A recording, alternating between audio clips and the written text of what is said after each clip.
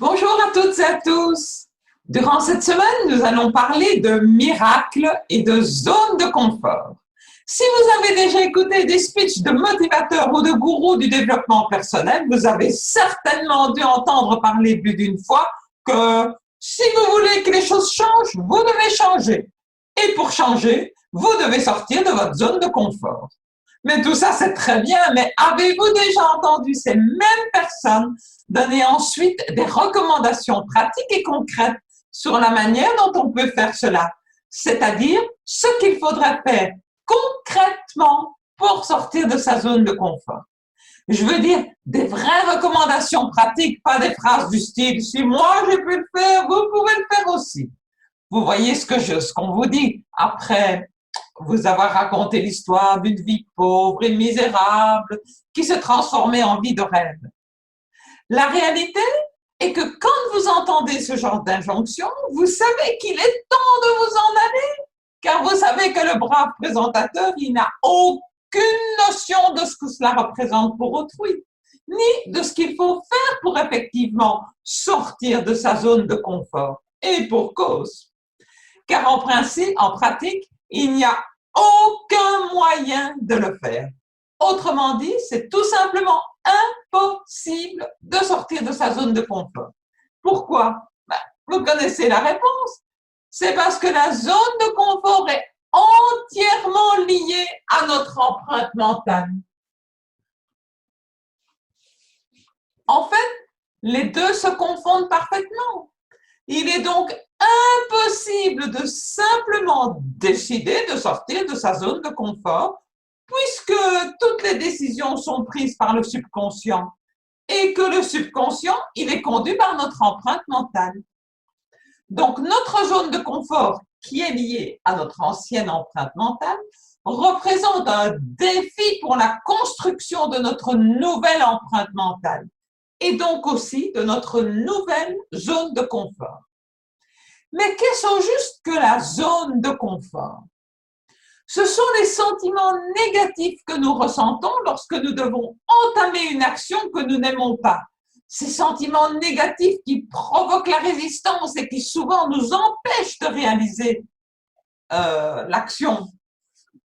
Il est plus confortable de ne pas faire l'action que de ressentir ces sentiments négatifs à l'idée de la faire. Et quels sont ces sentiments négatifs? Ils sont au nombre de 5.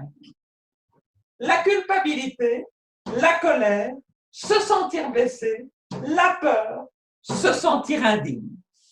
Ce sont les 5 sentiments majeurs qui peuvent nous empêcher de passer à l'action et qui délimitent ainsi notre zone de confort au niveau de notre empreinte mentale. La zone de confort a un effet de contraction. Elle empêche les actions nouvelles ou différentes qui pourraient nous permettre de sortir des situations que nous ne voulons plus dans notre vie. Elle nous empêche ainsi de créer une nouvelle réalité en phase avec nos intentions ou nos désirs profonds exprimés notamment dans notre DBE et dans nos besoins personnels authentiques. La zone de confort nous conduit à rester avec ce qui est confortable pour nous, de sorte que rien ne change et nous restons paradoxalement dans ce que nous ne voulons pas. Rappelez-vous la deuxième vérité. Nous vivons la vie que nous choisissons de vivre et nous le faisons par nos choix à chaque instant de notre existence. Par exemple, imaginez que Nancy, pour son business, doit faire régulièrement des appels de prospection pour trouver des nouveaux clients, mais qu'elle est rongée par la peur du téléphone. Elle se réfugie dans sa zone de confort chaque fois que l'heure de faire des appels arrive, jusqu'au jour où elle finit par ne même plus planifier les appels de prospection à l'agenda.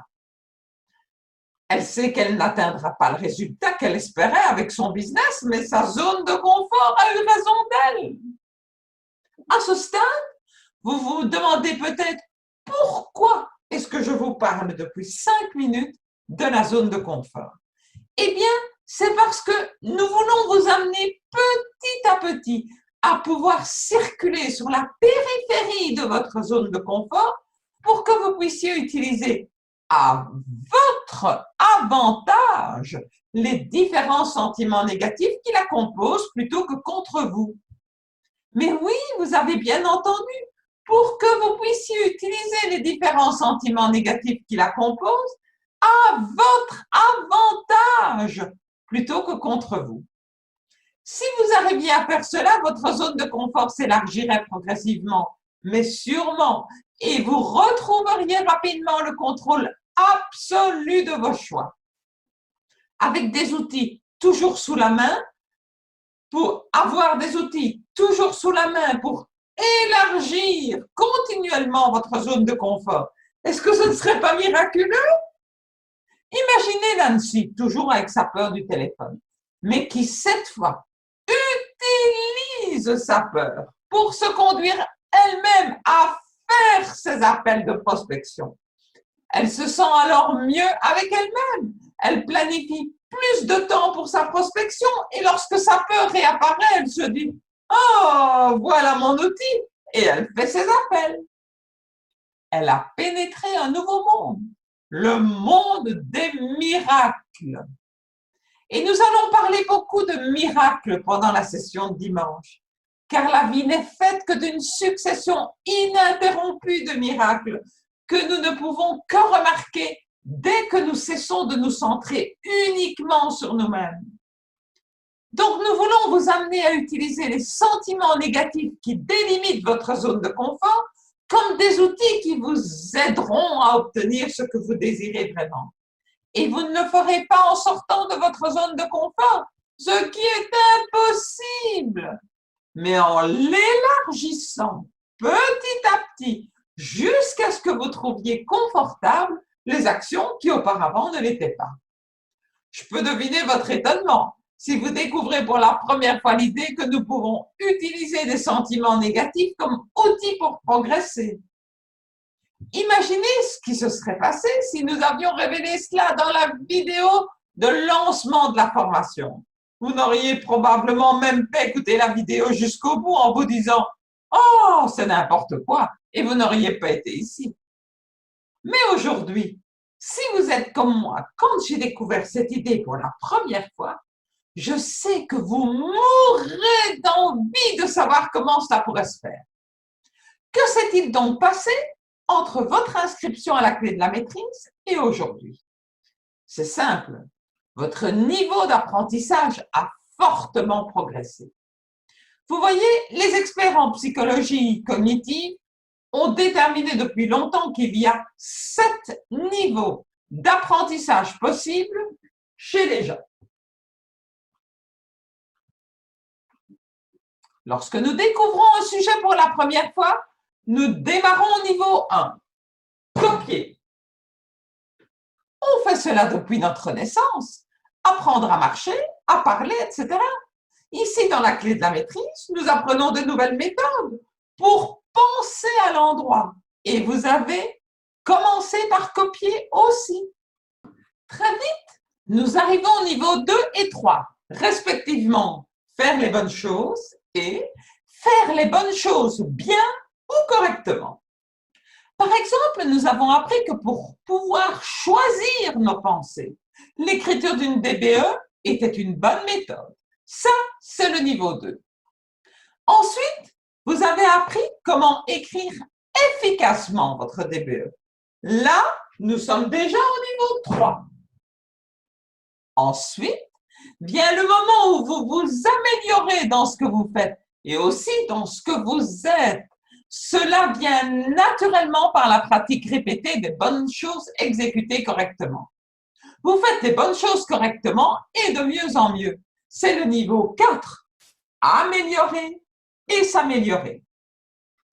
Au niveau 5, vous poursuivez l'optimisation en coupant tout ce qui est inutile. Voyager sur Facebook ou Instagram ou YouTube, la télévision, etc.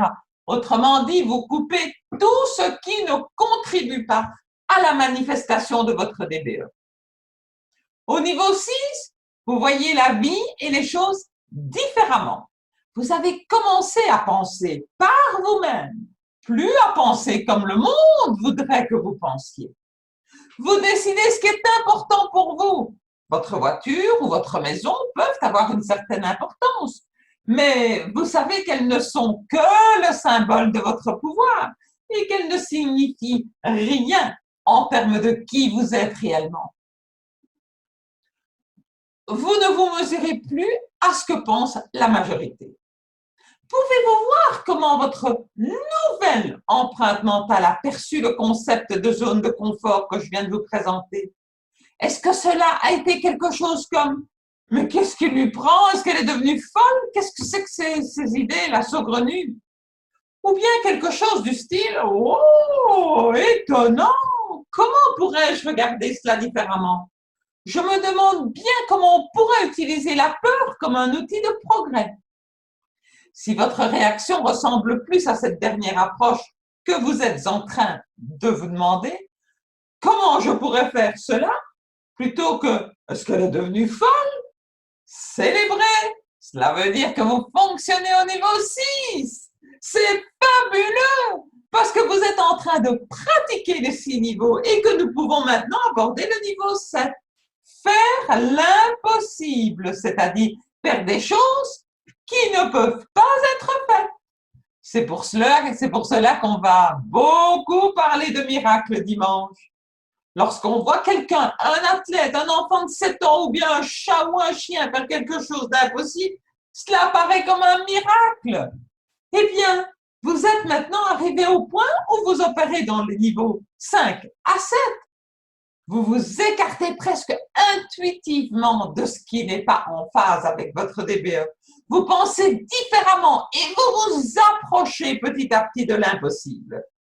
Si nous vous avions dit en semaine 2 ou 3 qu'on pouvait utiliser la culpabilité ou la peur comme des outils, vous auriez pensé que c'est impossible. Mais quand vous pouvez voir l'invisible, vous pouvez faire l'impossible. Par exemple, utiliser les 5 composantes de la zone de confort comme des outils. Luc vous donnera des indices pendant la session de dimanche qui vous aideront à voir l'invisible en matière de zone de confort. Nous vivons la vie que nous choisissons et la manière la plus simple de pénétrer de nouveaux mondes, c'est d'embrasser notre zone de confort et de réaliser que ces 5 composantes sont des outils qui vont nous en ouvrir les pas. Allez, au revoir, on se retrouve dimanche.